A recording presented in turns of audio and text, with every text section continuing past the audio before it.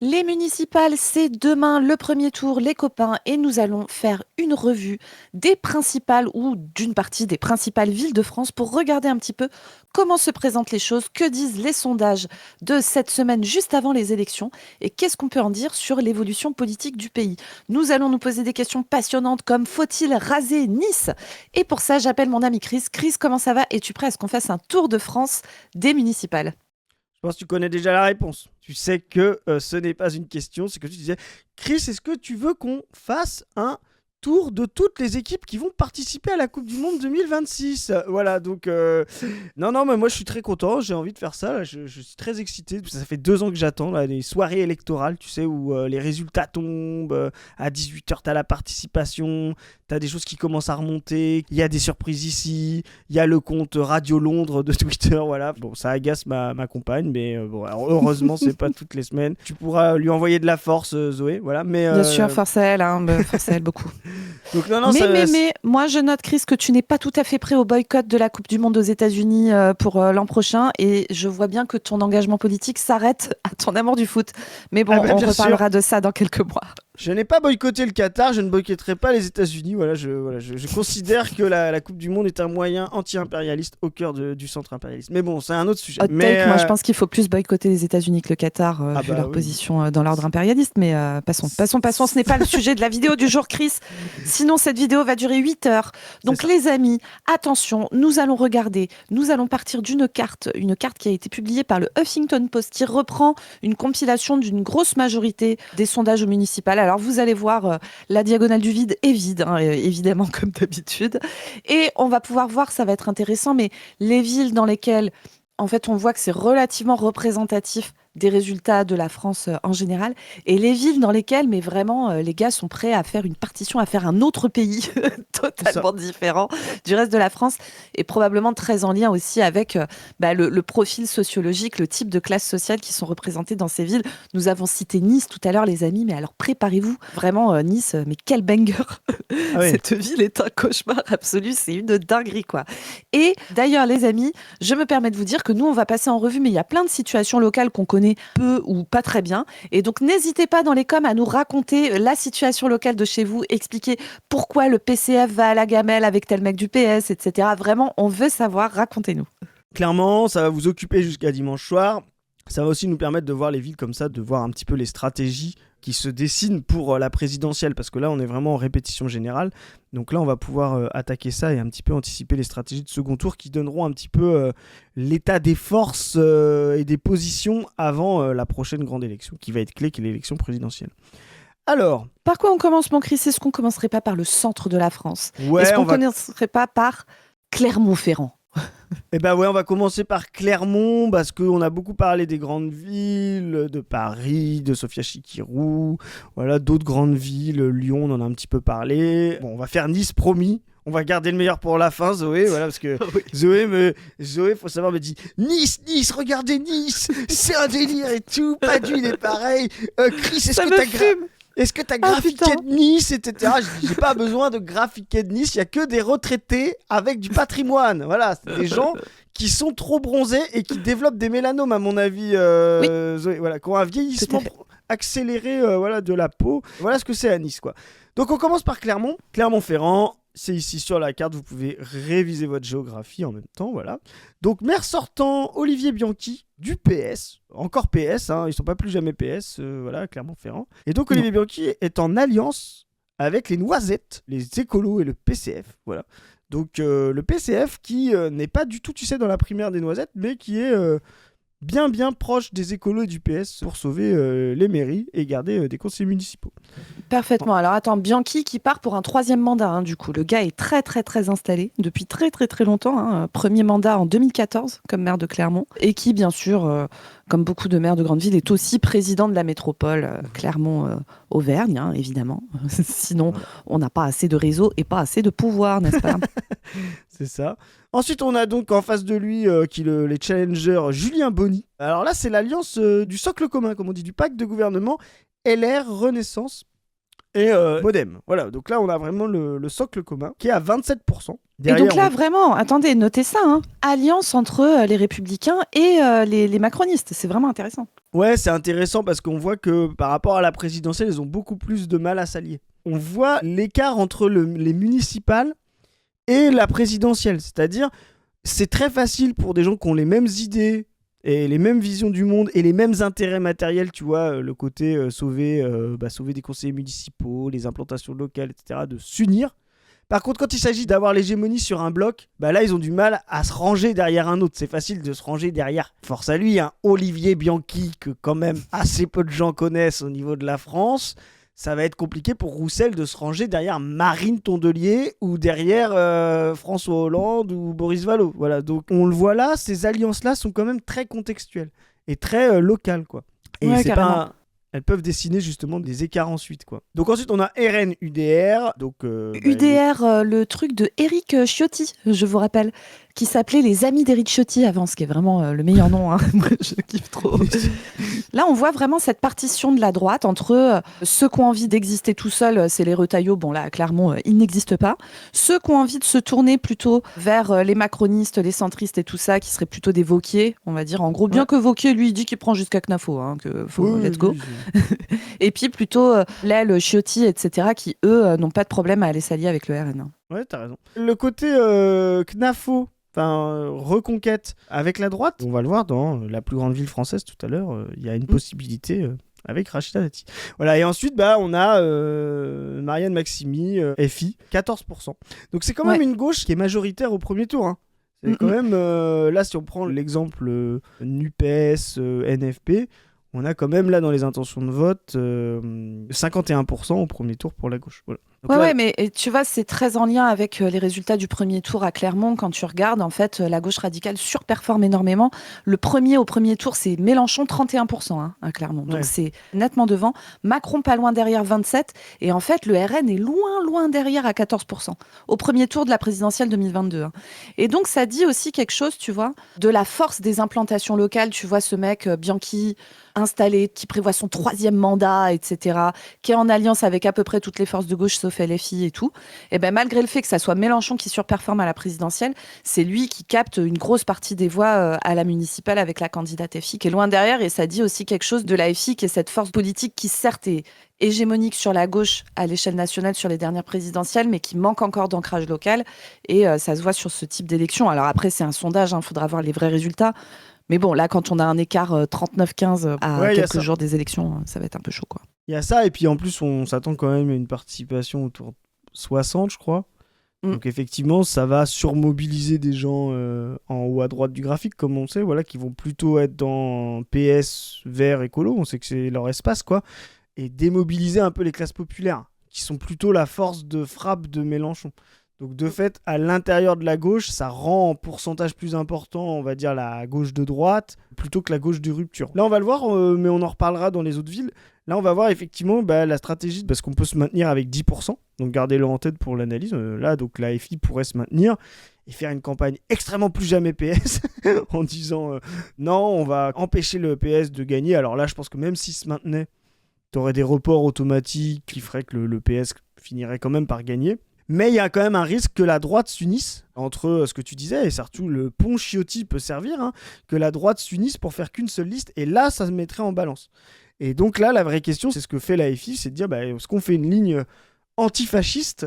Et ce qui est intéressant dans la ligne antifasciste, c'est leur ligne Front Uni Antifasciste, donc ça veut dire on va pas gérer la ville avec le PS, on fait pas de programme en commun, on va juste se désister et distribuer les conseils municipaux pour que celui qui arrive en premier prenne la liste, et quand même que ceux qui se désistent aient des conseillers municipaux et se retrouvent pas à zéro parce qu'ils ont juste lâché, quoi. Ce qui est intéressant là-dedans, c'est que le Front Uni, on sait pas trop si c'est pour la droite ou l'extrême droite. Mais moi, j'aime bien l'idée de la moïsation, et tu l'as dit tout à l'heure avec Ciotti, que c'est très poreux entre la droite et l'extrême droite. Et effectivement, éviter de lâcher des mairies en se disant, nous, on lâche tout, on y va plat, c'est un risque de laisser des municipalités avec peut-être un maire de droite et une opposition d'extrême droite, et donc les laisser ensemble, à un moment donné, peut-être même pas s'opposer, co-gérer la ville, et donc implanter le RN en local. Et comme tu dis, surtout quand tu as des dispositifs où tu as déjà des chiotis qui font les ponts, il y a un vrai risque de recréer une droite, et nous on l'annonce, de recréer une droite, de Bardella qui sortirait du RN pour aller avec LR, pour aller avec Ciotti, pour voilà, vraiment cette recomposition-là à partir du local, comme ça a pu être dans les années 30, un moyen pour les nazis, on va faire un point Godwin tout de suite, un moyen pour les nazis de s'implanter par les Länder, par le local. C'est pas très lisible, c'est pour ça qu'on fait un peu de pédagogie sur la stratégie de la France insoumise, et je pense qu'il y a des dispositifs où il faudra empêcher le PS de gagner, si c'est des écolos par exemple en face, ou si c'est même vraiment le centre-centre, voilà, ou s'il n'y a pas du tout de possibilité d'implantation de droite, extrême droite. Mais là, dans une config comme ça, il y a un risque vraiment de laisser droite et extrême droite fusionner sur les 6 prochaines années, de ne pas implanter la FI localement comme tu l'as dit, et donc effectivement de droitiser les municipalités. Donc ces logiques-là sont intéressantes. Alors, une autre ville, Zoé, qu'est-ce qui te fait envie là, dans les autres villes ? Écoute, est-ce qu'on partirait pas sur une ville de droite, une ville du sud un petit peu ? Moi, je te propose qu'on regarde Nîmes, les amis nîmois, si vous voulez nous donner un peu des détails sur la situation de chez vous. Parce que là, tu sais, on est dans la zone un peu technique, là, tu sais, où il y a les Béziers, les Narbonne, les trucs où il y a de la mairie d'extrême droite là-bas. Et sur Nîmes, le maire sortant qui ne se représente pas, c'est un maire LR. Et là, il y a un vrai risque de basculement de la municipalité à l'extrême droite. On va regarder un peu. Ouais, bah tu le vois, donc bleu c'est la droite, violet c'est le centre horizon. Quand vous voyez une petite croix, ça veut dire qu'il y a un maire de droite qui se représente pas. Quand vous voyez un petit check là, ça veut dire qu'il se représente. Voilà. Donc là, il se représente pas, Jean-Paul Fournier. Il est face à une coalition PS, PC, écolo, Zoé, voilà. Mais par contre, il est challengé derrière, vraiment, c'est quasiment à égalité par Julien Sanchez, député européen du RN. Donc Zoé a sa fiche, Zoé fait des fiches sur les... Voilà. Oui, Zoé c'est ça. Ben, Sanchez, c'est vraiment la nouvelle génération RN. C'est le mec est de 83, donc il a une quarantaine d'années. Et putain, il adhère à 17 ans au FN, vous voyez, le genre de gars un peu...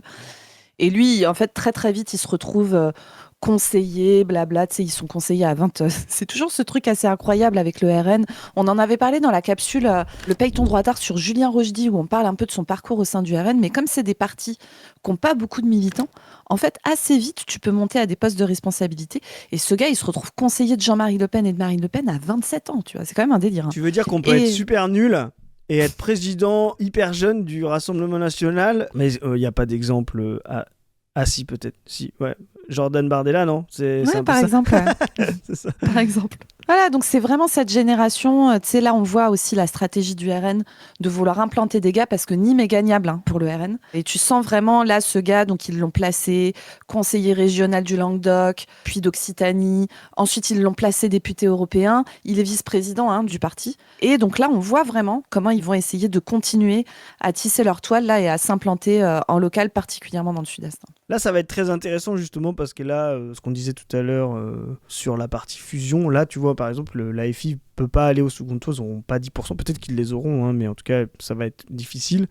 Là, dans ce cas-là, si c'est vraiment les résultats, l'AFI a tout intérêt à soutenir purement formellement le PS, parce que là, on va avoir sinon RN et LR qui vont se maintenir, et les trois, il y a une vraie triangulaire. C'est pas dit que LR tienne ses électeurs au second tour, quoi. Donc là, il y a une vraie possibilité pour avoir une mairie Sanchez RN avec des porosités avec la droite. Donc la moïsation autour du bloc d'extrême droite, et là, c'est extrêmement dangereux, parce que là, on installe une espèce de fausse opposition co-gouvernance pour une année là entre des barons locaux de LR et une mairie RN, et c'est extrêmement très dangereux pour construire l'antifascisme. Donc là, les pauvres Nîmois, force à vous les camarades France Insoumise de Nîmes, vous allez vivre un second tour très pénible à devoir coller des affiches du PS. J'espère pas, j'espère que les sondages se trompent, mais si c'est le cas, pour éviter effectivement cette fusion moïsation fasciste qui se dessine. Voilà.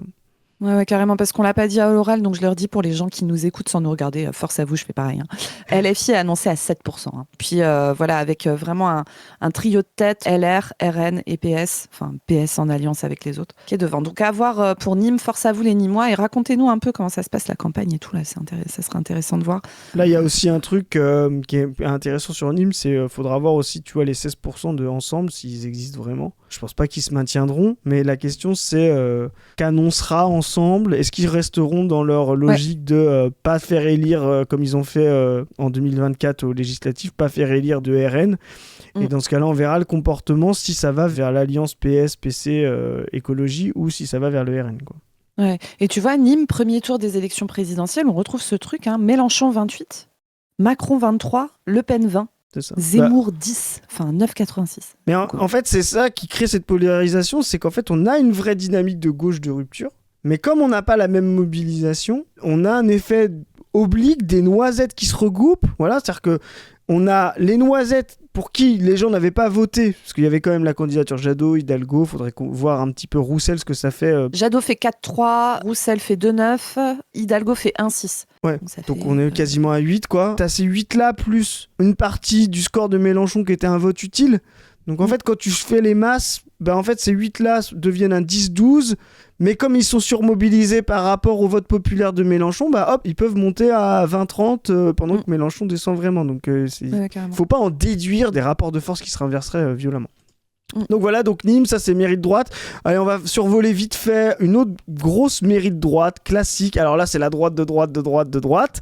Toulon, ville historique du FN, RN, des années 90. Nous, avec Zoé... Là, tu fais le combo sud-est, gros patrimoine, machin, parce que sur le bord de la Méditerranée et tout, et ville de militaires. Et alors voilà. Pacte raciste, tout ça. C'est finito, quoi. Et donc, c'est d'hiver droite, José Massy qui se représente. Oui. Et là, elle est... T'as vu qui c'est qu'ils ont envoyé en face ? Ah ils envoient la Valette. Laure Lavalette, donc les vrais gros lieutenants. Donc là, elle est donnée à 41%. Donc là, Laure Lavalette est bien partie pour reprendre Toulon. Tu te rappelles Toulon qui était à l'époque, c'était Jacques Bompard, je crois, qui était maire de Toulon, qui avait été reprise ensuite. Mais ils avaient une mauvaise expérience du FN. Donc là, ils veulent la reprendre. Mais tu vois, le rapport de force, 41% au RN. Ensuite, la d'hiver droite, 27%. Ça, ensuite, c'est la sortante. Voilà. LR, 14%. Alors là, c'est vraiment le paradis de IFOP, Toulon. Les gens qui sont dans le panel IFOP, il y en a 30% de Toulon. C'est vraiment, allez voir notre analyse des sondages IFOP où tout le monde est de droite et d'extrême droite. Mais là-bas, c'est le cas, quoi. Et regardez, la liste PS est annoncée à 12, la liste FI à 6. Toute gauche confondue, ça fait 18%. C'est ça. Force à vous les Toulonnais, putain, ça doit être dur d'être de gauche et de vivre à Toulon, bordel. C'est ça. Ce qui est intéressant, c'est que tu vois, entre Toulon et Nîmes, ça retombe complètement l'alliance PS écologique, mais t'as la même base sociale, 6-7% de LFI. Et ça montre quand même un vrai bloc, quoi. Un vrai bloc minimum. Quand tu regardes le premier tour de la présidentielle, Le Pen en tête à 25, très près suivi de Macron 24, Mélenchon 19, Zemmour 13. C'est 2 fois plus que son score national. Ouais. Ah là là, le délire. Pécresse 4,67. Voilà, après c'est petit candidat, mais oh là là, cette ville de droite. Cette ville de droitard. Et donc, en plus, tu vois bien la ville de droite, où justement le bloc macroniste dont tu parlais au premier tour de 2022, là, se droitise totalement. Il n'existe même plus du tout dans les sondages. Donc, vraiment, il vote pour la maire sortante, quoi. Ouais, c'est ça. Allez, on se fait une petite diagonale. On va à l'opposé de Toulon. On va à Rouen, parce qu'à Rouen, il y a un candidat qui nous intéresse beaucoup. Alors déjà, sachez qu'à la Brèche, nous avons une section de Rouen qui est très active. On salue tous nos camarades de Rouen qui sont très cool et avec qui on va continuer à faire des trucs trop bien. Si vous êtes Rouennais, contactez, vous serez bien accueillis pour rejoindre l'équipe. L'équipe On ne veut plus de Rouen qui bouge très fort. Hein. Ça colle à Rouen. C'est ça. Et eux, ils sont très plus jamais PS. Pourquoi ? Parce qu'ils ont quand même un baron du PS, Nicolas Meyer-Rossignol en maire, l'aile droite de l'aile droite, pro-Glucksmann, pro-Hollande, anti-NFP, anti-FI, jour 1. Tu vois, donc Rouen. Et donc Nicolas Meyer-Rossignol, et là c'est très intéressant, seulement sur son nom, sans alliance avec des noisettes, 32% pour le PS. assez bien parti. Ensuite, on a l'Union de la droite, la Marine Caron, là, voilà, donc la droite qui challenge. Et ensuite, on a France Insoumise, 16%, RN 14%, donc le RN existe assez peu là-bas. Et ensuite, on a les écolos, Bérégovoy, Manuel Labbé, etc. Donc là, ça se destine plutôt, effectivement, voilà, on pourrait presque considérer que faudra voir, hein, mais que la FI peut se maintenir dans cette condition-là, parce que la droite a peu de réserves. Ça m'étonnerait que le RN vote à 100% pour la droite. Ensuite, on voit qu'on a des écologistes qui vont peut-être pas pouvoir se maintenir, qui vont forcément se répartir sur le PS et sur la FI. Donc là, on dit, les camarades rouennais, surtout, vous vous maintenez face au PS. Il n'y a pas de risque fasciste, il n'y a pas de risque de droite. Donc là, il faut absolument maximiser le nombre de conseillers municipaux France Insoumise au second tour de Rouen, si ça reste dans cette forme-là, quoi. Surtout avec une extrême droite historiquement très faible à Rouen, hein. Sur les résultats de la présidentielle, c'est Mélenchon 33, Macron 30 et Le Pen loin derrière à 11%, ce qui est impressionnant, tu vois. Et tu sais qui est le 4e à Rouen, Chris ? Non. C'est Jadot, 7%. Voilà. Bah là, ils sont à 11. Hein. Donc c'est pour ça, là, il y a peut-être même... Allez, il y a peut-être un coup de Trafalgar à faire.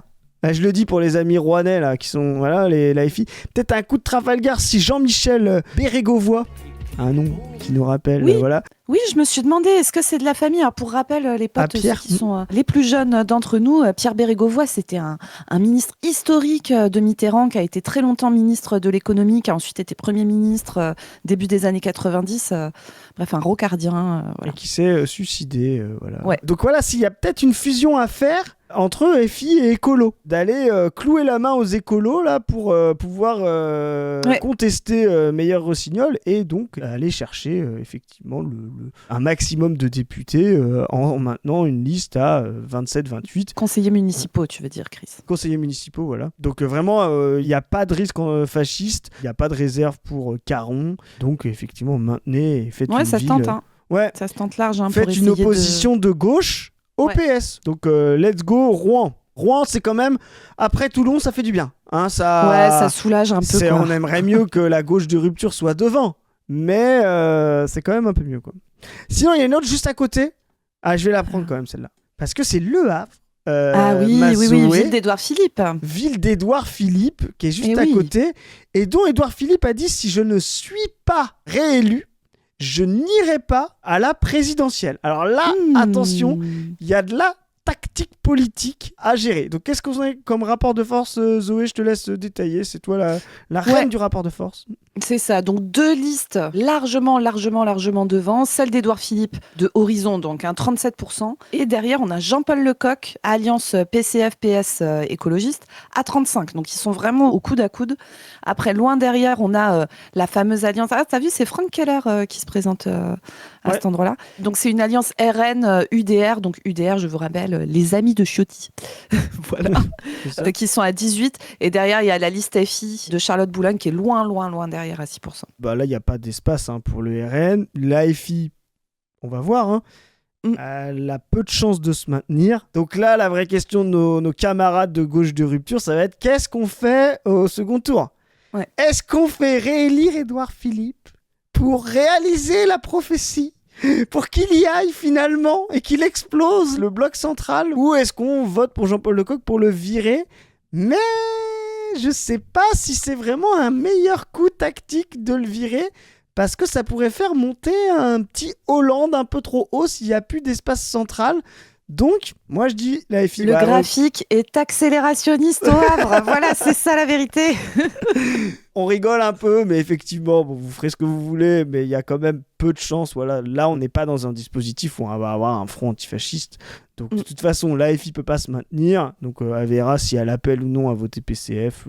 Voilà, parce que c'est Jean-Paul Lecoq qui est au PCF. Mais bon, ça ne changera pas grand-chose. Il faudra quand même aller voter. Ça se jouera entre Philippe et Jean-Paul Lecoq. Franck Keller n'a pas de réserve pour ça va être dur. Hein. Ça va être dur pour Lecoq quand même, parce que regarde, les réserves au second tour, c'est chaud. Hein. On va voir s'il y a vraiment des gens très Macron, tu vois, dans le bloc RN qui pourrait plutôt voter ouais, mais d'où la le jeu de gauche. Philippe. Je vous rappelle qu'Édouard Philippe, son jeu là depuis 6 mois, c'est d'être anti-macronien. pur anti-Macron à fond. Peut-être qu'il joue sa place locale aussi, du coup, dans son positionnement. Mais il joue sa place locale. De toute façon, il a conditionné le fait d'y aller à sa place locale. Donc, on va suivre ça. Moi, 20h01, c'est une des premières villes que je vais regarder et à qui je vais dire Zoé, t'as vu ça, etc. Parce que Zoé va se faire, elle va mettre, vous savez, WhatsApp en muet notification pendant 8 heures parce qu'elle sait qu'entre 20h et 6h du mat, je vais être intenable. Il va être fou. Je prédis 428 vocaux, dont répartis par conversation. Sur les différentes conversations qu'on a entre la brèche au global, la brèche le conseil d'administration, la brèche le bureau, bref, ça va être l'enfer. Mais c'est pour ça qu'on l'aime. Et ensuite, écoutez, on va quitter un petit peu la partie nord-ouest de la France, même si nous vous aimons beaucoup, les Normands. Nous allons descendre à Toulouse, parce que là, à Toulouse, il y a un truc intéressant à voir. Alors, vous avez vu jusque-là, il n'y a pas beaucoup de villes qui sont chopables par LFI, si on est très honnête. Et Toulouse, il se passe probablement un truc. Là, c'est très intéressant parce qu'on a donc Jean-Luc Moudin, qui est le maire de droite de Toulouse, qui se représente et qui est en ballottage, 33%, et il est ballotté derrière par PCF, PS 30% et LFI 23%. Donc à mon avis, vu la difficulté qu'il y a pour les sondages municipaux, et qu'on se le dise aussi parce que les sondeurs sont des débiles, ça, on n'a pas besoin de le rappeler. Il est probable qu'il soit très très proche. Donc là, il y a effectivement peu de chances qu'il y ait une forme de front uni antifasciste à construire, puisque Moudinque était LR ensemble, Modem, voilà, donc est à 33, et le RN derrière est à 6. Donc il y aura même pas, on verra, parce que là c'est toujours pareil. On fait l'analyse en fonction des sondages. Si Moudinque est à 40 et que le RN est à 25, ça changera le rapport de force. Là, c'est chaud. Là, ce sera plutôt, il faudra se poser la question de ce qui a été fait à Clermont-Ferrand. Voilà, le Front Uni Antifasciste Fusion Technique aura du sens. Voilà. Là, il y a plutôt intérêt justement à y aller, quoi, et à mobiliser sa base, maintenir LFI, le PCF et le PS vont se maintenir, et puis demander aux écolos, à RP, voilà, qui a une liste donnée à 1, à aller partager. Vraiment, on aura 3 blocs, droite, gauche molle et gauche de rupture, aux gens de se mobiliser pour aller chercher la gauche de rupture, mettre le doute à des gens PS, PCF. Moi, je suis désolé, quand vous êtes dans le PCF et que vous voyez FI ou un maire PS à faire élire, peut-être vous réfléchissez à 2 fois. Oui. Peut-être vous dites en fédération, non, vous inquiétez pas, on est tous derrière François Briançon. Et après, dans le secret de l'isoloir, vous faites comme vous voulez. Ou vous dites, moi je peux pas voter dimanche, mais j'ai donné ma procuration à un gars de la FI comme Chris. Non, mais vous pouvez lui faire confiance, il va voter PS avec. Moi, voilà. Faites ça, prenez des procurations, n'oubliez pas. Donc voilà, donc là, force à François, pique mal. Et non pas François Briançon, parce qu'il y a une guerre des François à gauche à Toulouse. Mais il y a vraiment moyen que la FI le prenne, justement parce que la droite a assez peu de réserves, et qu'en mettant la pression aux électeurs PS, PCF du premier tour, ça se trouve ils seront devant, ça se trouve Picmal sera devant, parce que de toute façon les autres s'ils sont derrière à 25, si on inverse le rapport de force, Picmal à 30, PS, PCF à 23, ils vont pas se désister pour Picmal, ça je le dis, il n'y a pas de raison. Donc mettez-leur la pression. On verra ce que fait RP. Moi, vas-y, il pèse 1%. Mais j'aimerais bien savoir si RP va appeler à voter Picmal ensuite.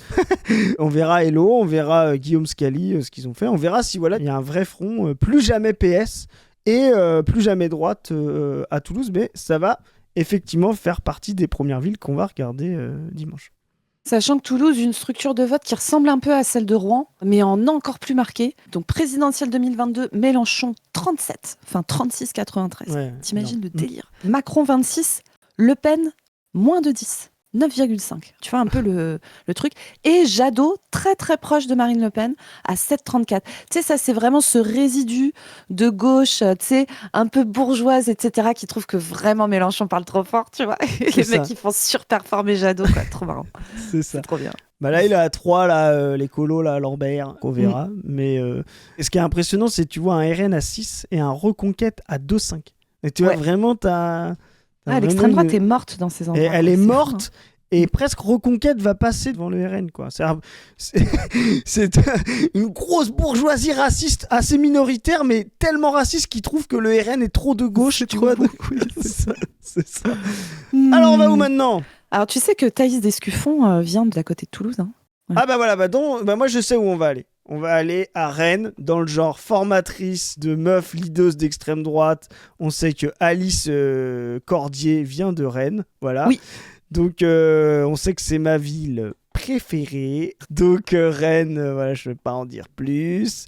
PS, écolo, PCF, donc Nathalie Appéré. Nathalie Appéré, maire sortante de Rennes. Ben ouais, maire sortante. Alors elle est avec les noisettes. 42%, elle est donnée, voilà. Bam Et ensuite, on a Marie Messmer, donc qui est députée, députée de la France Insoumise de Rennes, Marie Messmer, et qui est deuxième, 18, derrière le PS. Pas mal, ouais. Marie, let's go, hein, force. Hein. Derrière, on a Horizon Modem Renaissance 17, voilà. Ensuite, LR. Alors, c'est vrai que c'est pas la ville de droite, on le sait à Rennes. Nous, on le sait, non. En tant que Nantais, on sait que c'est quand même, voilà. Mais là, dans les sondages, vraiment... La seule liste qui peut se maintenir à droite, c'est des gens qui sont Horizon, Modem, Renaissance. C'est vraiment Ils ont vraiment fait une liste bloc central en disant aux droitards, surtout vous venez pas avec nous. On est à Rennes, il suffit qu'il y ait un petit peu de bleu sur l'affiche et après il y a les totos qui viennent éclater nos trucs.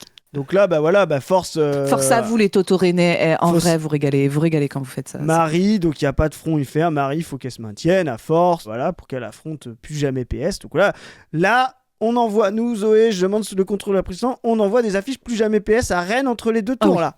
Voilà. Ah oui, donc, oui. Donc les Rennais commandés... Alors, on va voir à Nantes après... Mais on réimprime plus d'affiches parce que la campagne va se terminer. Mais il doit rester des reliquats d'affiches, je le dis très sérieusement. S'il y a cette config-là, il faut coller du plus jamais PS à fond à Rennes. Let's go. Vous mettez en communication avec le 44 avec Nantes, là, on va vous... Il y a une heure de Dégagez de votre baronne locale, là, parce qu'elle, c'est comme le mec de Clermont, elle est là depuis 2014. C'est son 3e mandat, là, qu'elle brigue. Voilà. Donc voilà, ça s'implante trop, là, le PS, faut les dégager. Et alors vraiment, mais Rennes... Désolé, je sors vos résultats de la présidentielle, mais les gars, vous me fumez. Tu vois, on parlait de Rouen, de Toulouse et tout ça, tu sais, avec sa structure. Ben, Rennes, c'est ça, en encore pire. C'est-à-dire que le 3e, donc Mélenchon 1er 36, Macron 2e 29, ça, voyez, ça ressemble un peu aux autres. Le 3e, c'est Jadot, mon gars. C'est Jadot à quasiment 10%, Le Pen fait 7. Et est-ce que tu sais le résultat du second tour ? Est-ce que tu connais le résultat du second tour à Rennes, Chris ? Parce que je sais que tu les détestes, les Rennais. En gros Nantais que tu es. Je les boycotte. Tu sais combien il fait le second tour ? 85-15, s'il te plaît. C'est délire. Ouais, force à vous, Rennes. En tout cas, Rennes Antifa basé. Voilà, c'est ça. Sur l'antifascisme, vous méritez vos couleurs rouge et noire du stade rennais, voilà. Bravo à vous, Rennes. Mais voilà, commencez déjà à choper des plus jamais PS parce que vous allez en avoir besoin pour Marie au second tour, quoi. Ah ouais, ça sert à rien d'avoir une radicalité toto si c'est pour avoir des barons du PS nuls à chier derrière, hein, franchement. Ouais, je m'en nante vite fait parce que c'est moins... Voilà. C'est moins cool. Et c'est un peu le même dispositif, mais ils ont rajouté LR dans la droite, là, pour pouvoir... On va voir les forces, mais là, c'est pareil. Bon, William et Fille peut se maintenir. Mais bon, on verra. Là, je le vois bien se désister, le William. J'ai pas confiance. Mais attends, par contre, Chris, excuse-moi, je sais que tu as envie de parler de politique et sérieusement et tout, mais est-ce qu'on peut juste se foutre de la gueule du nom du candidat de droite, s'il te plaît ? Mais j'attendais ça. Le mec s'appelle, attention, le mec s'appelle Foulque Chambard de l'Auve. Mais dites donc. Alors, Foulque, déjà, quand t'appelles ton gosse Foulque, les Foulques, c'est pas des espèces de piafs là qui bouffent des vers dans la vase ? Certainement l'oiseau le plus stylé de nos cours d'eau. La Foulque macroule.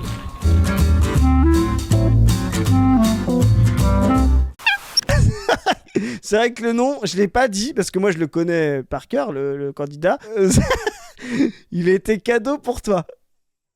C'est de la folie. C'est ça. Donc voilà, donc là, dispositif, pareil, Johanna, elle est bien partie pour être réélue. L'idée, c'est de maximiser le nombre d'élus insoumis, essayer de vous implanter les insoumis. Voilà. Je sais pas, courez pas après le PS, faites une fusion technique, j'en sais rien, ou maintenez-vous, voilà. Ça fait pas rêver, quoi.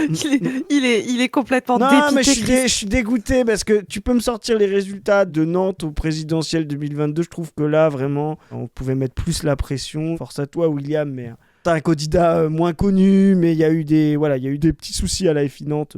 C'est une grande ville, c'est une belle ville, c'est peut-être la plus belle ville de France, voire du monde, où il fait toujours beau et où ils ont un super club de C'est foot. parfaitement faux. Voilà. Donc, et je le trouve voir que dans cette putain de ville, agréable Voilà. par ailleurs, hein, mais la France Insoumise aurait pu prendre cette ville en mettant vraiment quelqu'un d'important à la France Insoumise. Bon, pour 2032, on verra. Mais du coup, un peu dommage parce que, comme tu vas nous le rappeler, à Nantes, il y a des gros scores pour la gauche de ouais, rupture. alors même structure de vote que Rennes, en gros. Ouais. Hein. C'est Mélenchon 33, Macron 29, Jadot quasiment à 10, 9,98 et Le Pen derrière à 8. Donc c'est vraiment... vous êtes des villes, les gars, qui mettaient Jadot 3e. Moi, ça me fume. Hein. Ça me C'est des villes antifa. Hein. Voilà. Ah ouais, c'est ça. Alors, on va où maintenant, Zoé ? Écoute, est-ce qu'on n'irait pas un peu dans le nord ? Est-ce qu'on n'irait pas un peu voir Si. Lille ? On va aller voir Lille. Là, nous, à Lille, il y a des trucs qui nous font kiffer un peu dans ce qui se passe à Lille. Et il y a aussi, après, on ira à Roubaix. Alors vraiment, le Nord, je vous rappelle déjà qu'ils ont une des UD-CGT les plus basées de France. Mais alors vraiment, le Nord, en termes de militantisme, qu'est-ce que c'est basé ? Putain, quel plaisir, ce département, incroyable.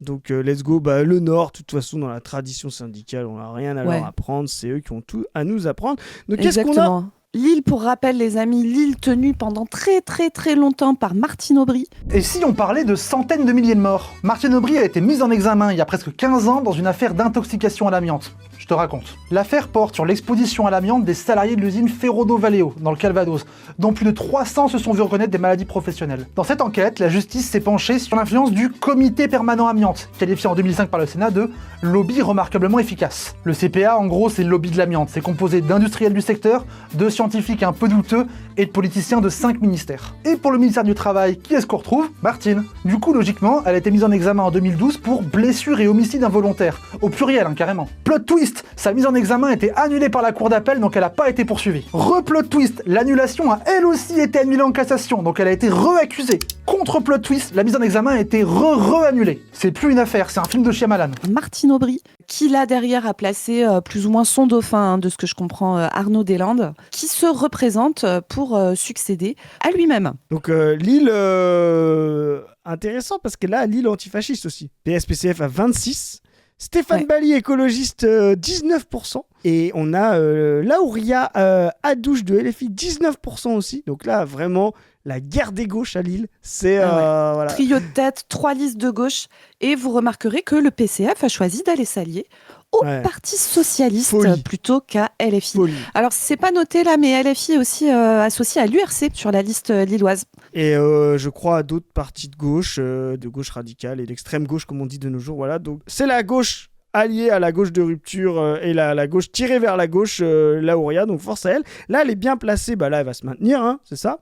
Ouais. Et là, pareil, va falloir mettre la pression, va falloir voir les équilibres, va falloir mettre la pression aux électeurs écolos, aux électeurs PCF, voilà. Là, il y a peut-être même un petit coup de Trafalgar de fusion des listes écolo-FI contre PS-PCF. Là, il y a un truc à faire, en tout cas. Il y a un truc à jouer là. Je connais pas Bally. J'imagine que s'il n'est pas dans le PS-PCF, peut-être il est plus à gauche, peut-être il est plus à droite, j'en sais rien. C'est peut-être un jadiste. Oui, hein. alors moi, je suis jamais très sûre avec c'est les peut-être un écolos. jadiste, donc il faudra voir. Mais dites-nous les Lillois, on en a plein des camarades Lillois en plus. Racontez-nous, c'est qui Stéphane Bally ? Est-ce que c'est Corinne Lepage comme écologie ou est-ce que c'est un mec à gauche mais qui je sais pas pourquoi veut pas se mettre avec LFI ? Parce qu'il s'est dit moi j'ai plein de votants, tu vas nous dire combien il a fait Jadot au premier tour de Lille en 2022. Mais Stéphane Bally, ça a l'air d'être un vert, c'est peut-être un jadiste, je sais pas trop. C'est un Aurélien Barraud. Ah ok, tu vois, dans le profil. Mon hypothèse, c'est que c'est un Aurélien Barraud. Très ingé, éco-anxieux. Voilà, c'est mon pronostic. Dites-nous si j'ai raison ou pas, les Lillois. Immédiatement, je vous mets les résultats de Lille. Mais alors, Lille, Mélenchon, 40%. Boum. Allez, voilà, ça c'est fait. Macron, 25%. Le Pen, 11%. Jadot, 7%. Donc, on est... Lille antifasciste, voilà. Donc, Ville antifa, Lille. Là, Ouria, un petit coup à jouer là, en mettant la pression, parce qu'elle est pas si loin, donc peut-être, espérons. Force à toi, Ouria, force à toi. Donc là, pareil, il y en a déjà plein à Lille. On a même des vidéos Mais les gens autour, là, si vous pouvez balancer du plus jamais PS au deuxième tour, va y avoir besoin d'affiches plus jamais PS au deuxième tour à Lille. Je pense que c'est ce qui fait monter la Ouria depuis des semaines, hein, en tout cas la campagne plus jamais PS, parce qu'il y a beaucoup collé à Lille. Hein, voilà. Donc, ensuite, on va aller vite fait à Roubaix. Ouais. Parce que là, ça va faire partie des villes. Là. Ville gagnable par LFI, hein, avec David Guiraud, qui est le candidat LFI sur Roubaix et qui est annoncé à 44% en tête au premier tour. Donc voilà. Juste derrière, une alliance PS-PCF écologiste, 23%. Et puis derrière, on a le Centre 18. Et encore derrière, on a le Rassemblement National à 12. Ouais. Roubaix Antifa. Hein. Donc David, futur maire de Roubaix, c'est sûr. Là, c'est pas notre prédiction la plus compliquée. Donc David, bravo. On ira te voir. Peut-être on ira le voir avec ONVP quand il sera maire. Voilà, David, on ira faire un petit tour là-bas. Voilà. Ouais, faire un petit tour de la ville de Roubaix là avec Abdi peut-être. Hein. Ça peut être un peu cool. Ça peut être une bonne idée. Et intéressant parce que c'est le maire sortant, c'est un maire de droite, hein. C'est un maire d'hiver droite. Ouais, c'est vraiment un gros retournement. Ce que IFOP ne comprend pas, qu'il y a une forme de poussée du pacte égalitaire de gauche, etc., dans des villes historiquement qui justement voulaient résoudre les problèmes du néolibéralisme par la droite, la sécurité, le pacte raciste. Donc c'est intéressant de voir ça. Et juste vite fait, je me permets, parce que Roubaix, ville globalement beaucoup plus prolo et tout. Roubaix, si c'était la France, élit Mélenchon au premier tour. Hein. Wow Roubaix Mélenchon 52. Et regarde ce qui est intéressant de la différence avec des villes comme Lille, comme Nantes, etc., où Mélenchon est très très haut, autour de 40. Mais tu as un Jadot qui est très haut, quasiment à 10. Là, Jadot, il arrive, donc Mélenchon 52, Macron fait quasiment 20, Le Pen autour de 14, Zemmour 3, Zemmour 4e à 3, hein, et Jadot est loin derrière à 2,59. Donc c'est qu'en fait, la gauche radicale de Roubaix, il n'y a pas une frange un peu bourgeoise et tout qui préfère aller voter Jadot plutôt que Mélenchon, et le mec tape 52 au premier tour. Quoi. C'est ouf. Alors, où est-ce que tu veux aller maintenant ? Allez, moi je te propose d'aller une des plus belles villes de France aussi également, à Marseille. Ah ouais. Et là, c'est chaud. On a Benoît Payan d'hiver gauche. Alors, pour ceux qui ont suivi Marseille, c'est un gars qui était 2e sur la liste, dont la candidate, je sais plus comment elle s'appelait, écolo, s'est retirée et c'est devenu lui le maire. Enfin bon, bref, c'est Marseille, quoi. Et donc...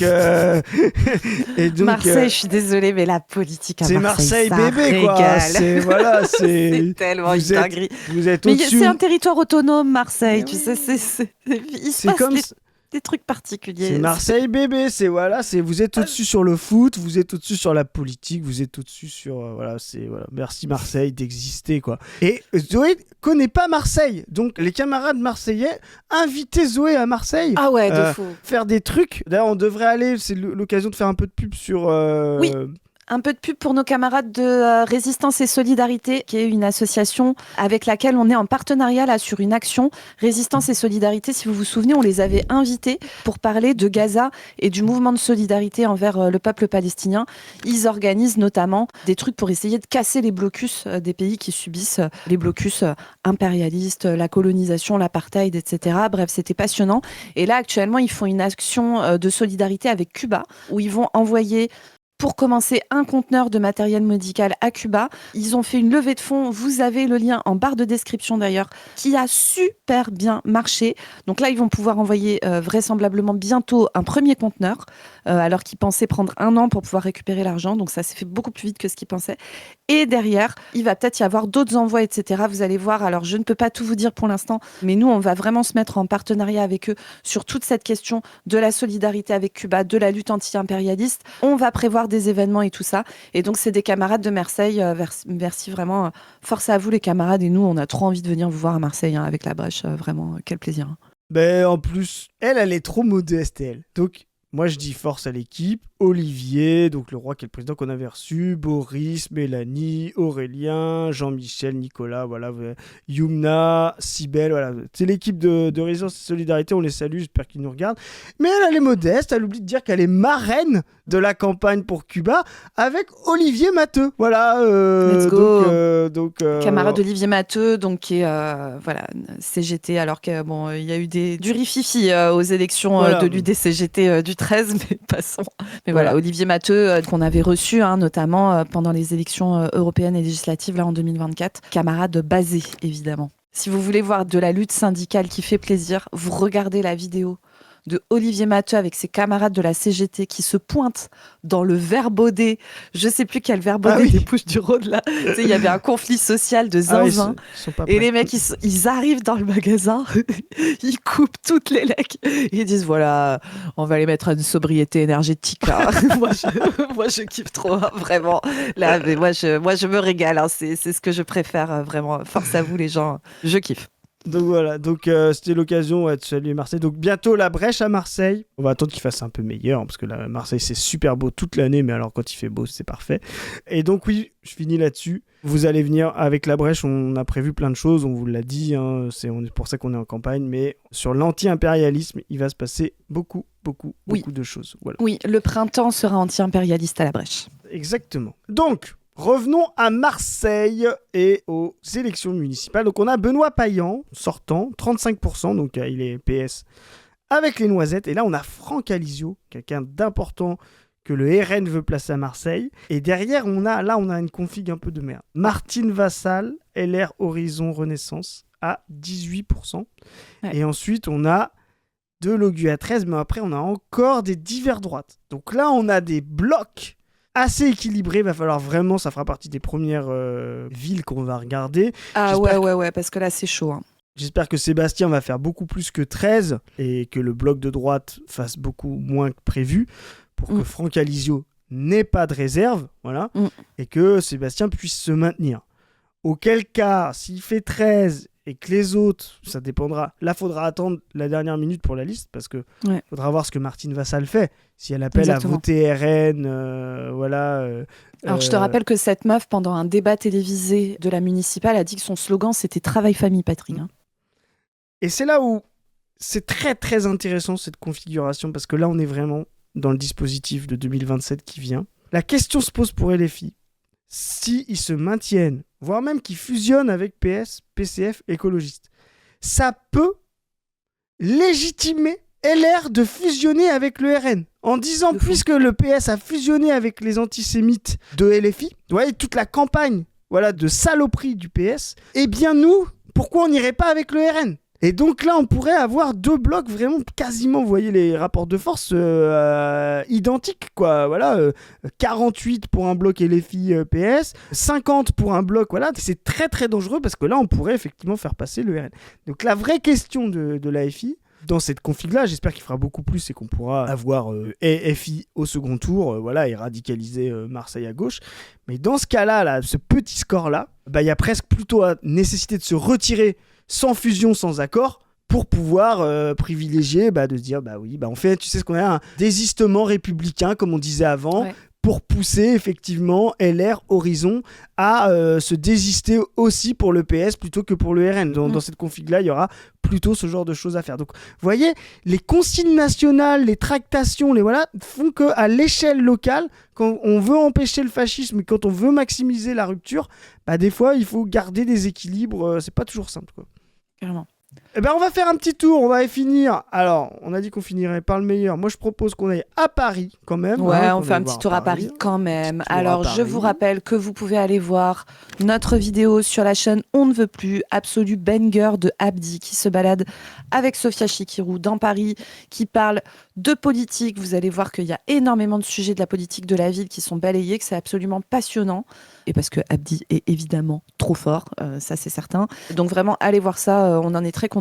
Et comme on vous dit, on va envoyer Abdi dans plein d'endroits, parler avec plein de gens de politique et ça va être incroyable. Et donc sur Paris, voilà quelle est la situation qui vient de sondages, évidemment. Alors on va voir si les sondages se plantent ou pas sur Paris. En tout cas, Emmanuel Grégoire, donc vous savez, en alliance PS, PCF, écologique, l'après aussi, toutes les noisettes et tout ça. Daniel Simonet, qui après avoir chié sur le PS pendant 20 ans, il va à la gamelle, joyeusement. Lucie Casteva à la gamelle, etc. Vraiment, c'est la liste de la gamelle.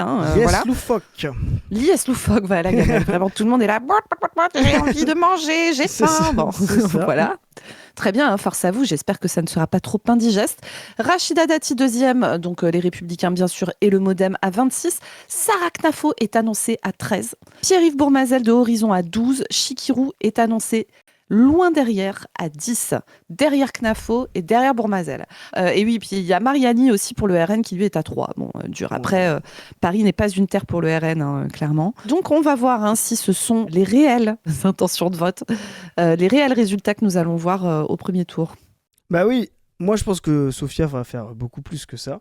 La question c'est est-ce qu'elle va se maintenir? Parce que là on est quand même dans une config un peu de merde. Bon, le RN n'existe pas, mais on sait que Rachida Dati est quand même plutôt la droite de LR, même si elle navigue avec le gouvernement, mais Rachida Dati elle a son propre agenda, elle a pas... Voilà, donc... elle exclut pas une fusion avec NAFO. Donc là, il y a quand même la consolidation d'une droite proto-fasciste qui est en train de se créer. Et donc, ça fait quand même un horizon, sans mauvais jeu de mots, à quasiment 40%. Ouais. Là, on a Bournazel. Là, la question, que fait Bournazel dans ce dispositif-là? Voilà.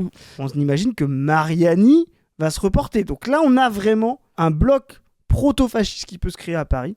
C'est pas rien hein, de laisser passer ça. C'est Paris. C'est là où il y a quand même beaucoup de culture, des associations éducatives, etc., de grosses associations militantes politiques. Vraiment, faire tomber cette ville à droite, voire même dans une config de droite proto-fasciste avec Knafo, c'est un peu dangereux. Emmanuel Grégoire a dit qu'il n'y aurait aucun accord avec la France Insoumise. Là, il est poussé par l'aile droite du PS, par Hollande. Effectivement, dans une configuration où lui fait 32 et Sofia fait 10, Sofia a plutôt intérêt pas se maintenir et à faire comme on a dit à Marseille, c'est-à-dire pouvoir parce que là de toute façon si elle se maintient à 10 au 10-12, elle finit à 3 au deuxième tour. Donc quel est l'intérêt de finir à 3 au deuxième tour? C'est vraiment très risqué.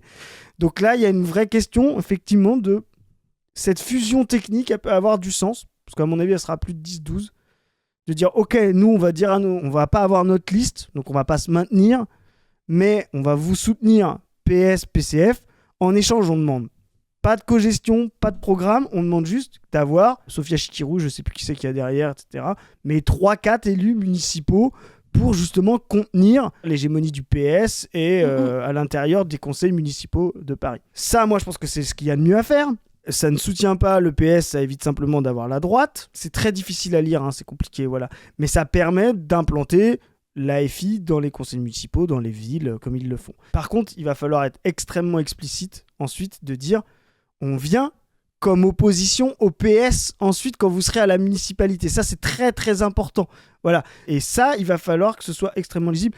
La vraie question, en fait, en face, ça, c'est ce que peut faire la France Insoumise. La vraie question, c'est ce que le PS va dire oui. C'est assez peu probable. Parce qu'en fait, ils vont se dire face au péril proto-fasciste, est-ce qu'on a vraiment besoin de mettre Sofia Chikirou au conseil municipal, tu vas faire rentrer le loup dans la bergerie demain, où en fait les gens vont forcément se déporter sur nous. Ça va être une vraie question, mais là effectivement dans ces situations-là, moi je pense que c'est sous-estimé pour Sofia Chikirou, donc bougez-vous les gens, faites en sorte que ça n'arrive pas en fait cette situation, faites en sorte que Sofia Chikirou fasse 20%, et là, du coup, il y aura moyen de mettre un peu plus la pression au PS. Mais dans cette situation-là, ils peuvent ne pas accepter quoi que ce soit et quand même choper les électeurs et se faire réélire à la mairie PS. Et de toute façon, là, il faut être conséquent. Bah oui, forcément, on va pas dire entre PS, écologique, c'est pareil qu'un duo Dati-Knafo, quoi. Enfin voilà, faut être sérieux, quoi. Bah après, tu vois, le vote d'extrême droite parisien le vote d'extrême droite parisien est pas massif, mais c'est un vote intéressant parce que c'est vraiment du vote de la grande bourgeoisie d'extrême droite. Et tu le vois d'ailleurs au résultat de la présidentielle aussi, hein, parce qu'à Paris, Zemmour arrive 3e. Alors il arrive 3e loin derrière Macron et Mélenchon. Macron fait 35, Mélenchon 30. Zemmour arrive 3e à 8. Et en fait, Le Pen, elle est derrière Zemmour, elle est à 5. Et tu vois comment cette bourgeoisie d'extrême droite, cette grande bourgeoisie, là, vote vraiment pour une extrême droite qui est identitaire, extrêmement raciste, etc. C'est bon, bref. Puis ce serait vraiment un vrai problème, je pense, dans l'époque, de se dire qu'une grande ville comme New York est passée sous Mamdani, qui ont pu faire des critiques, etc., pendant que Paris reviendrait à Dati et Knafo, quoi. Enfin, vraiment, voilà, ce serait un peu catastrophique. Après, moi, en fait, si tu veux, moi, c'est vraiment de la science-fiction pour moi que des gens votent à 13% Knafo. Non, mais Premier degré. Hein. Ah bah nous, on a étudié Alors- sa campagne. Ouais, c'est... Non, mais c'est une dinguerie, quoi. Tu sais que hier, je regardais, parce que j'ai plus beaucoup le temps de regarder des droitards d'Internet, mais hier, je suis retombée dans mes petits travers. Pour tout vous dire, je regardais, 4 mecs d'extrême droite qui discutent entre eux, dont un qui se dit de gauche, qui est Greg Tabibian. C'était très, très intéressant. Et notamment, non, mais vraiment, alors, il n'y a que des bangers. Et franchement, j'aimerais vous passer des extraits de ce truc, parce que c'est mes bonbons. Mais bon, on a d'autres trucs à traiter qui sont plus importants que ça, donc ça ne sera pas pour tout de suite. Mais du coup, il sait se baudier sur la campagne de Knafo, tu vois, dire ouais, campagne incroyable, etc. Et donc, je sais que ces gens sont profondément stupides, mais c'est quand même extrêmement curieux pour moi que ça puisse marcher. Et donc, on verra le réel score de Knafo, parce que je vous rappelle que Zemmour avait été largement surestimé par les sondages. Et donc, il faut qu'on voit s'il y a aussi cet effet de large sous-estimation d'LFI et de large surestimation de Reconquête par rapport à cette municipale à Paris. C'est ça.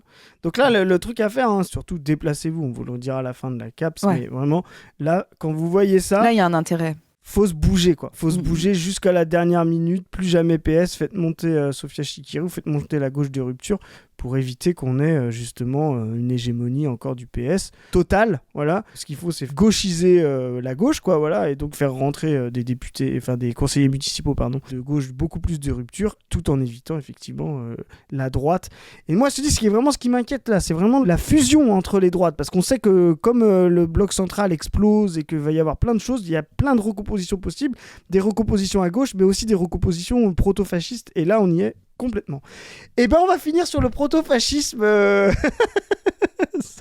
Doit-on raser Nice ? Voilà la question qui se pose à nous, les amis. Alors vous allez voir cette dinguerie à Nice, mais vraiment, mais ah là là, quand vous mettez trop de vieux riches au même endroit, ça vous donne des catastrophes politiques comme ce qu'il se passe à Nice.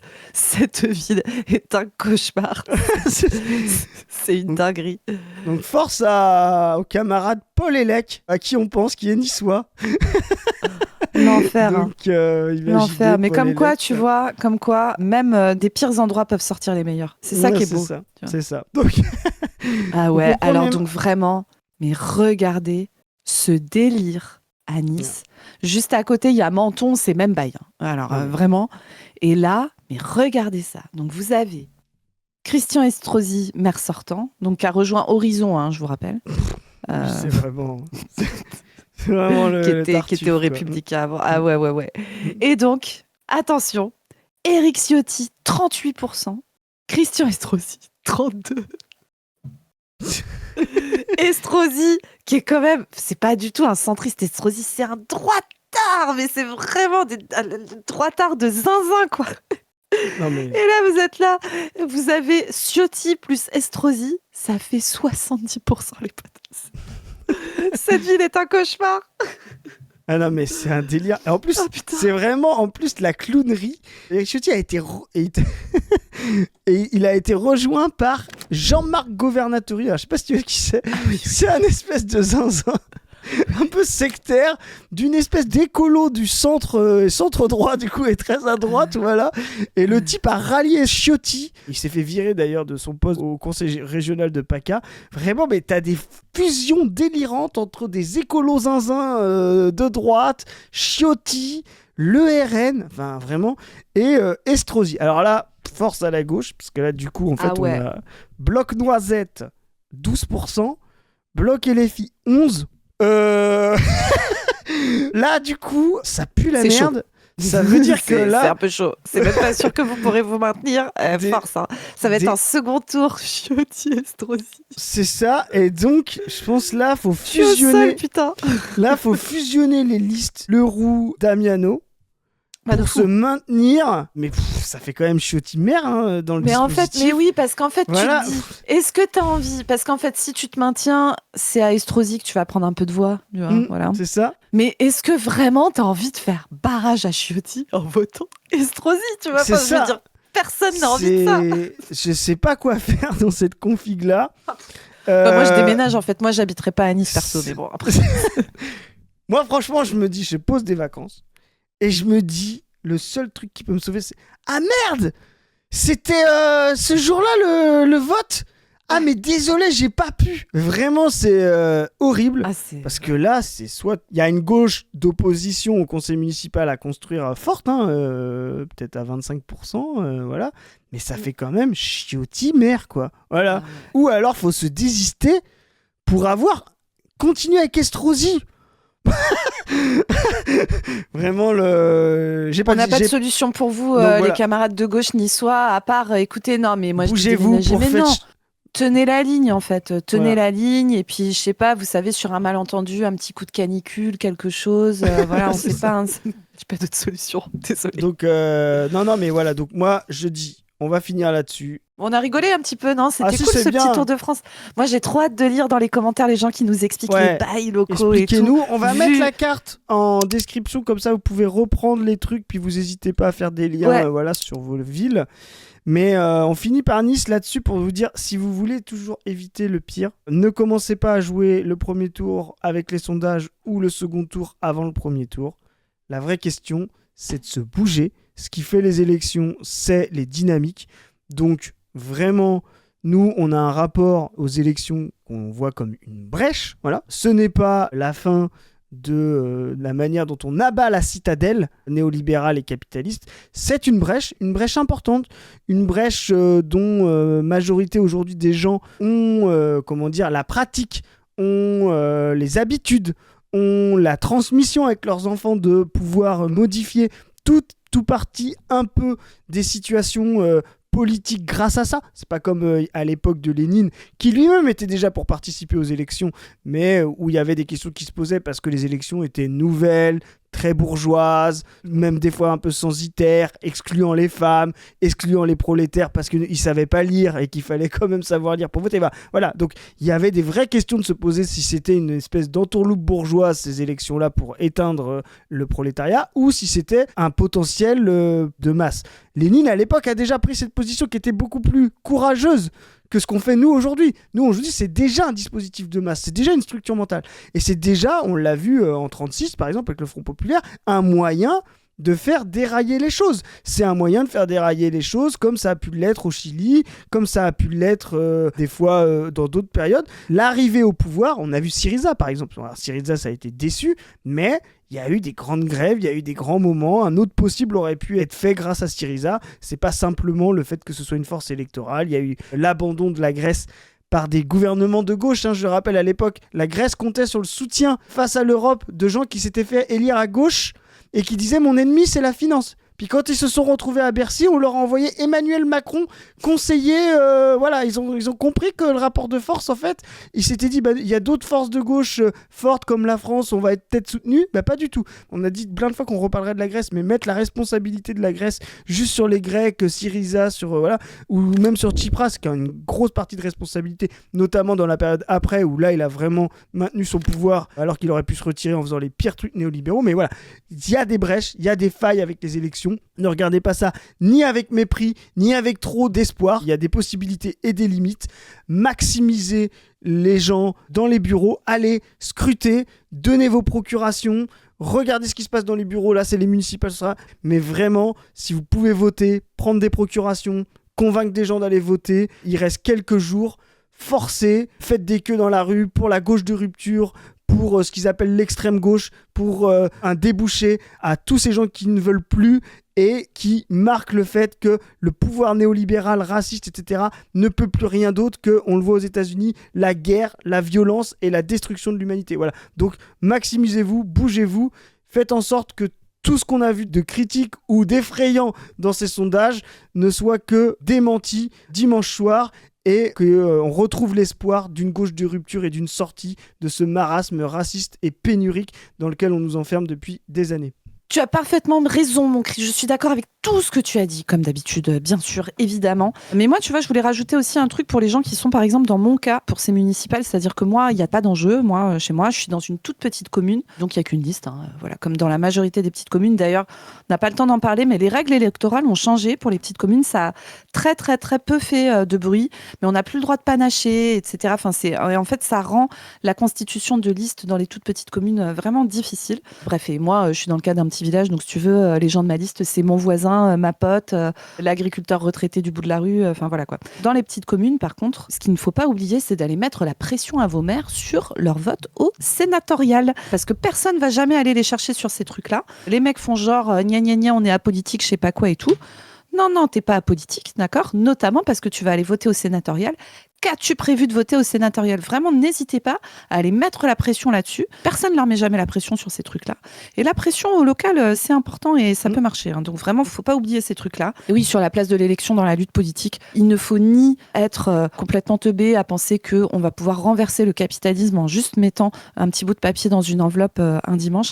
Mais il ne faut pas être un énorme gauchiste non plus et penser que dans un pays comme la France en 2026, tu peux totalement te passer par l'élection et que magiquement, les masses prolétariennes vont se soulever et tout renverser alors qu'on n'a pas les structures militantes pour, qu'on n'est pas au niveau de conscience pour ça, etc. Ça n'a aucun sens. Et les élections, c'est aussi un moment de politisation, un moment d'entrée dans le militantisme. C'est aussi charge aux sections locales des partis, des organisations politiques de récupérer les gens qui ont voulu participer à la campagne et de ne pas les laisser repartir dans la nature, t'accoler des affiches pendant 2 semaines et puis après, il ne se passe plus rien, mais de les faire rentrer vraiment dans une dynamique de militantisme collectif parce que c'est comme ça qu'on prévoit ce qui est indispensable après une élection, c'est-à-dire un mouvement social, un suivi fort. Je vous rappelle que si jamais une gauche radicale arrive au pouvoir en France, on va devoir se cartonner l'OTAN, l'Union européenne, la finance internationale, le patronat français, etc., qu'il va falloir être solide sur les appuis, que ça va être très, très, très, très dur en farce. Ça va se jouer au rapport de force.